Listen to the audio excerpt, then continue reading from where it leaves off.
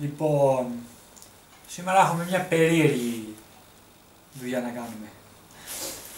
Αυτή είναι μια προπέλα από ξύλινη βάρκα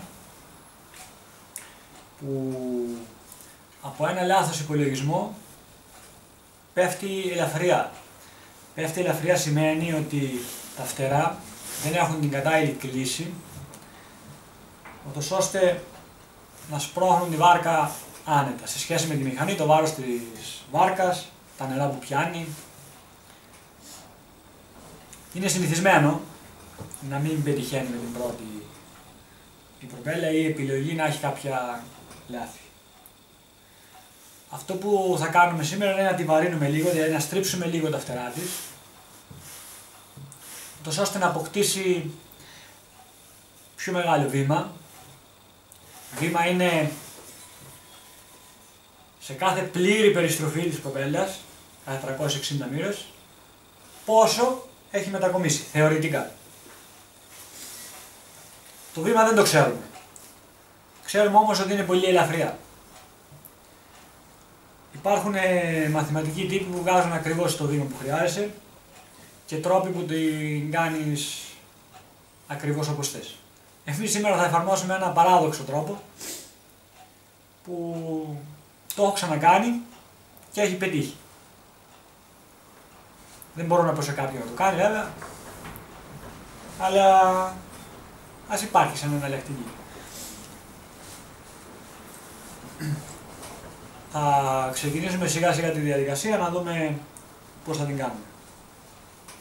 Πάμε.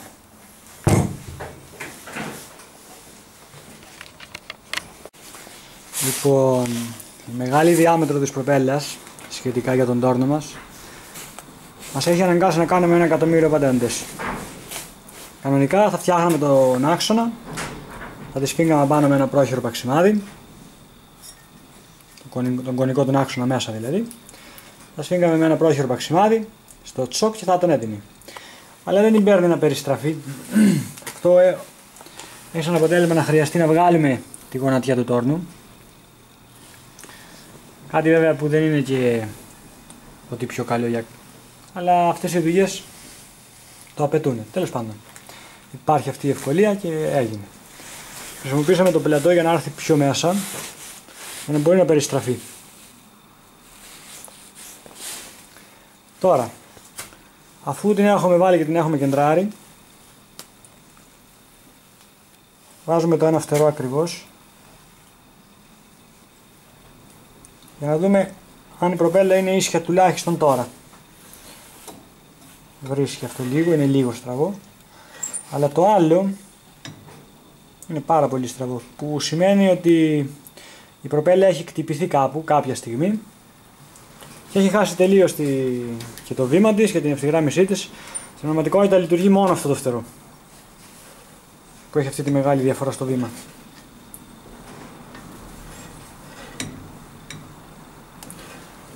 Σε πρώτη φάση θα φέρουμε αυτό το φτερό ίσιο, καθώς και το άλλο, θα το φέρουμε ακριβώς, βάζοντας σε δύο σημεία σημάδια. Στη μία την ακμή εδώ και μετρημένο στο πτερίγιο εδώ, ώστε η κλίση να είναι όσο το δυνατόν η ίδια. Η πολύ μεγάλη ακρίβεια δεν είναι και τόσο απαραίτητη, βέβαια καλό είναι να υπάρχει, αλλά δεν είναι τόσο απαραίτητη, γιατί αυτή υπευθύνεται σε ένα σκάφος που και η μηχανή έχει λίγες στροφές και τελικά στην προπέλα φτάνουν ακόμα λιγότερες. Αλλά καλό είναι όσο πιο ευθυγραμμισμένη είναι και όσο πιο ίσια, τόσο πιο καλό είναι για να μην τρώει τα χωνιά και τα τεφλόν και αυτά. Πάμε να δούμε τώρα πώς θα το κάνουμε.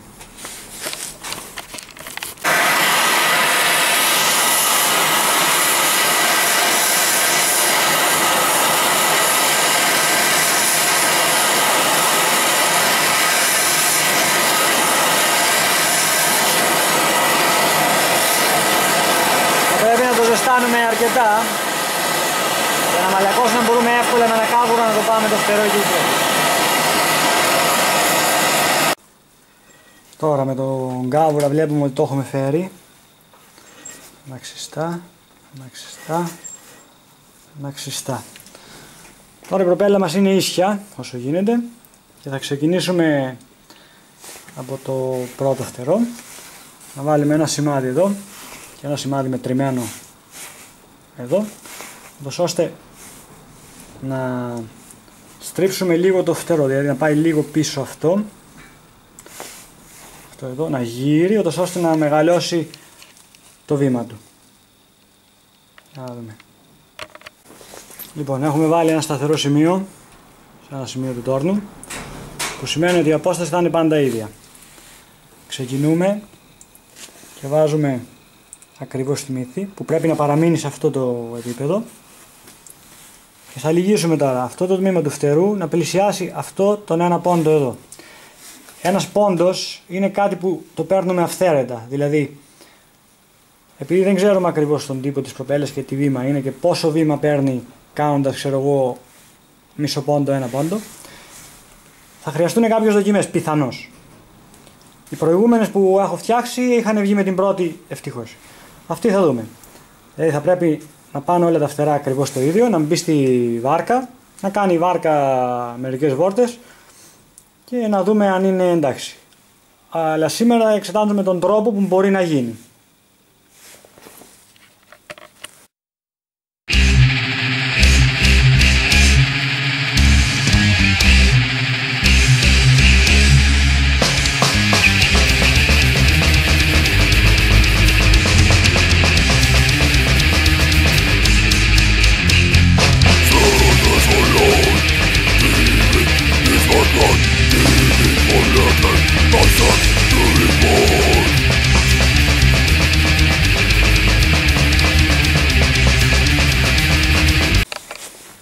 Ωραία. Με αυτόν τον τρόπο λοιπόν το έχουμε φέρει. Εδώ τσίμα τσίμα, εδώ τσίμα τσίμα, εκεί παίρνω τσίμα τσίμα και από εδώ το ίδιο, το δεύτερο φτερό το ίδιο, από εδώ τσίμα τσίμα, τσίμα τσίμα, τσίμα τσίμα.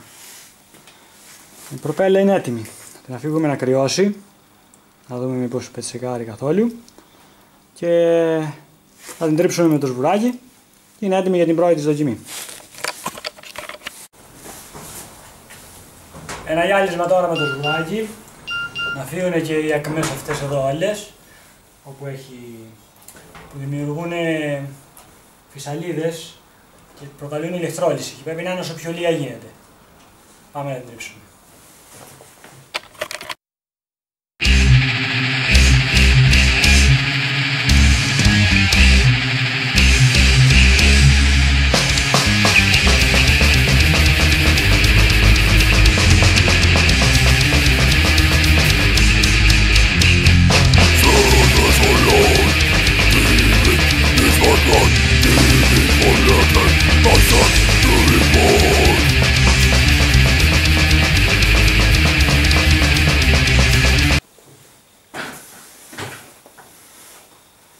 Η προπέλα είναι έτοιμη. Έχει κεντραριστεί καταρχήν, που ήταν ήδη κατεστραμμένη. Έχει μεγαλώσει το βήμα της. Τώρα πόσο. Εμπειρικά αυτό το λίγο είναι αρκετό για να κατεβάσει 200 με 300 στροφές από τη μηχανή. Και ανάλογα τη μηχανή βέβαια και τη βάρκα. Είναι έτοιμη, καθαρισμένη, οι ακμές της καθαρισμένες και είναι σαν καινούργια. Μένει να γίνει η δοκιμή και να δούμε αν θέλει λίγο ακόμα βήμα ή να το μικρύνουμε λίγο το βήμα. Θα δούμε στη δοκιμή. Πάντως, ίσως να μην είναι ο πιο κατάλληλος τρόπος για να γίνει κάτι τέτοιο. Και άμα με δει κανένας προπελές, μάλλον θα βάλει τα γέλια, αλλά εκ του αποτελέσματος δείχνει ότι λειτουργεί και ότι δουλεύει. Θα δούμε. Τα λέμε στο επόμενο βίντεο.